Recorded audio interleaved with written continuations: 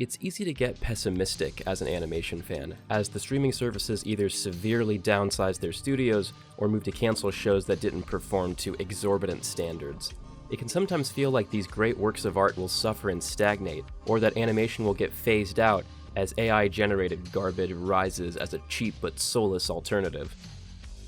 But despite all this doom and gloom, I maintain that animation, and especially adult animation, is growing bigger than ever before. The popularity of Smiling Friends and the continued success of Harley Quinn are proof that there is still an audience for animated comedy shows. My Adventures with Superman and Invincible have shown that even something that seems as stale as superheroes can still tell great, character-focused stories. And it stands to reason that indie animation is thriving as well, with Hazbin Hotel picked up for a full season and Hell of a Boss continuing to push the limits. And there are so many more fascinating indie pilots waiting for the attention they deserve, like the bombastic Long Gone Gulch, or the gorgeous Lackadaisy. But I want to talk about something in this bright new field that is brilliant, horrifying, and beautiful. I want to talk about the Amazing Digital Circus. Created by Gooseworx and Glitch Productions, the Amazing Digital Circus is a 25-minute pilot that, to put it lightly, has exploded onto the internet.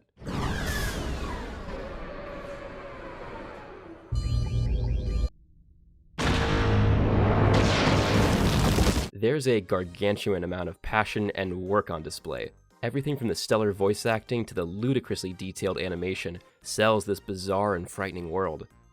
But what is really fascinating to me is how the writing fleshes out the story through subtle dialogue choices and expressions. There's a lot to break down, so without further ado, let's discuss the horror and beauty of the Amazing Digital Circus. Full spoiler warning ahead. Let's start with a very brief synopsis. The pilot follows our main character as she realizes she has become trapped in a bizarre children's video game.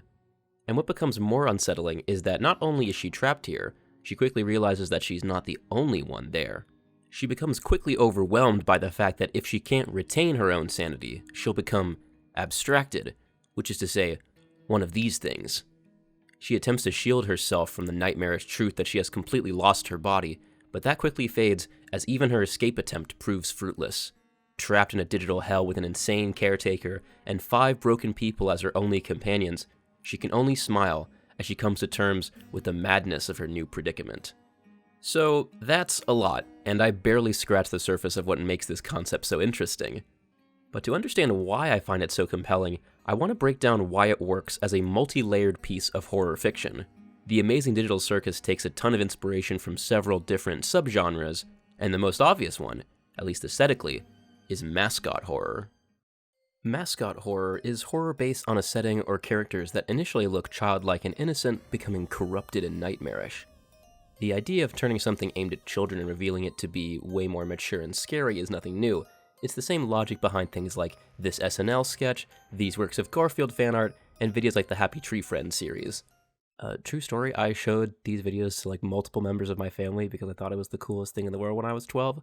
That was normal. The term really gained traction in the mid-2010s due to the bombastic success of the Five Nights at Freddy's video game series, and the many, many other works that tried to imitate its success.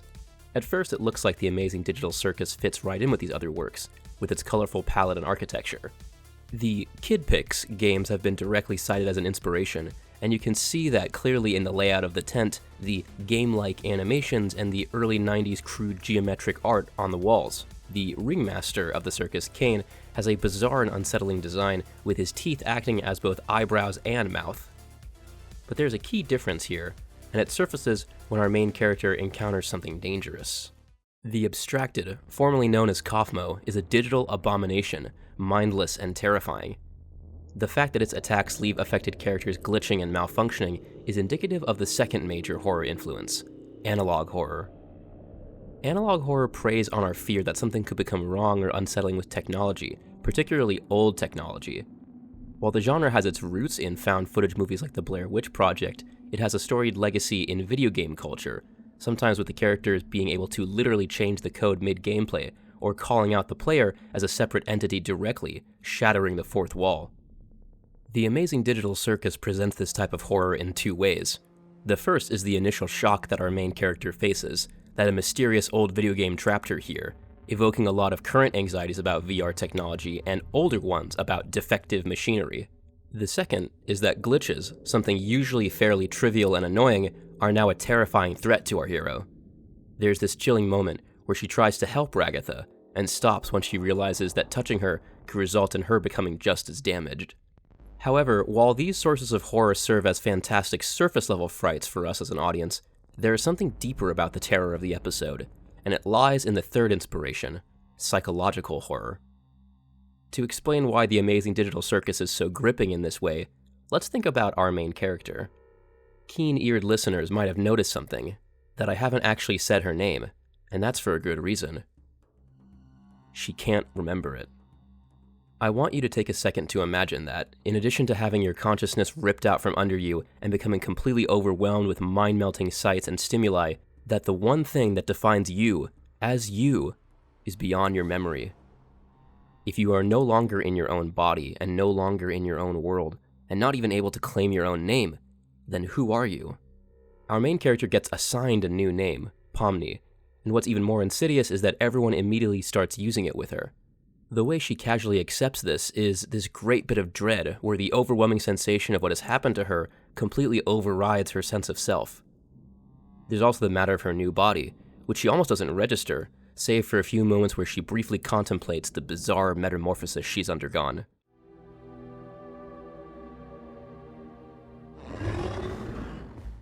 This maddening loss of identity is exacerbated by the introduction of something far more subtle near the end of the pilot. Throughout the episode, Pomni sees brief flashes of an exit door, and though Kane attempts to dissuade her that she saw it, resulting in my personal favorite joke, "You're probably just experiencing digital hallucinations!" Pomni eventually finds it again, and when she goes through it, she finds a hallway, leading to another door, and then another, and then another, ad infinitum, the futility of her journey rapidly eroding her mind. This is liminal horror. Most famously encapsulated by the Backrooms iconography, liminal horror uses a collective anxiety of empty transitional spaces seen in everyday life to create a sense of unease or danger. The specifics can vary from an actual monster to something far more alien and cosmic, but the connecting thread is that since these spaces are usually only witnessed in brief periods, and because they are meant to be boring and bland, the idea of becoming trapped in one can become very compelling. It's that specific worry that Digital Circus uses to further cement Pomni's terror, as trying to navigate out of this trap only leaves her facing the oblivion of the void. It's heavily implied that this space here is where Pomni was right before she put on the headset that would eventually trap her. This is a gut punch of cruel irony, that her mad dash to escape sets her right back where she started. This is what leaves me floored about the Amazing Digital Circus. It has this incredible mix of horror genres combined together in wonderful and terrifying ways. The iconography of the colorful game serves as this delightfully cruel mask to the unspeakable questions Pomni is forced to confront about her new nightmare. There's a palpable, lingering dread that washes over me every time I watch, especially at the end, where Pomni slowly cracks a broken smile as her mind shatters and accepts the situation. However, there's something else about this pilot that makes these moments of horror even more fascinating. It's really, really funny. And not only in a black comedy, boy, it would sure suck to have that happen to me way, although, yeah, that's very prevalent. The Amazing Digital Circus has some really stellar joke delivery, from incredible voice acting, "You parasite!" to bizarre reality warping bits.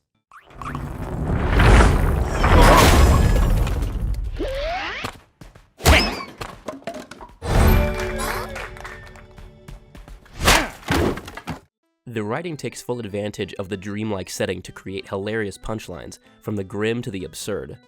And a lot of the time these jokes aren't just for gags, they can also serve as important character moments. Take that bowling pin joke we just saw. Part 1, the bowling ball misses the pins. Part 2, Kinger and Gangle knock out all but one. Part 3, Jax kicks the last one to make the spare. Part 4, the game brings out a special sign just for doing so.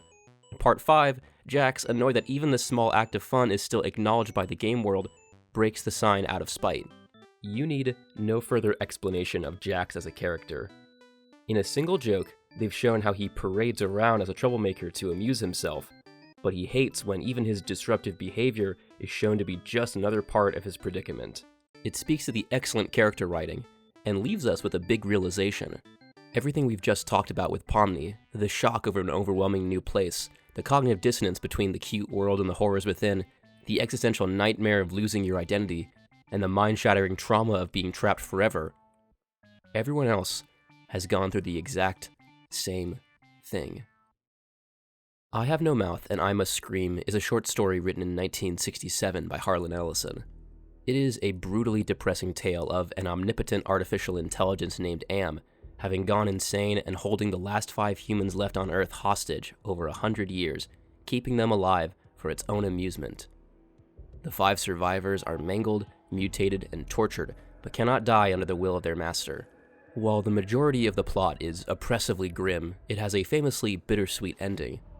In a moment where their master is distracted, the humans are able to put all but one of themselves out of their misery, and even though the last survivor is left to receive even more torment from Am, he was able to help his 4 companions and release them from the nightmare.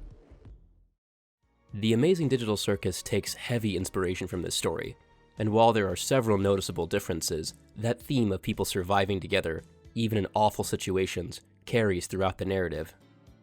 Cain is presented as a far more compassionate overseer than Am, attempting, even in very flawed ways, to alleviate the humans with entertainment to keep them sane. Jax has embraced being, well, a raging asshole in order to keep himself sane and entertain the others.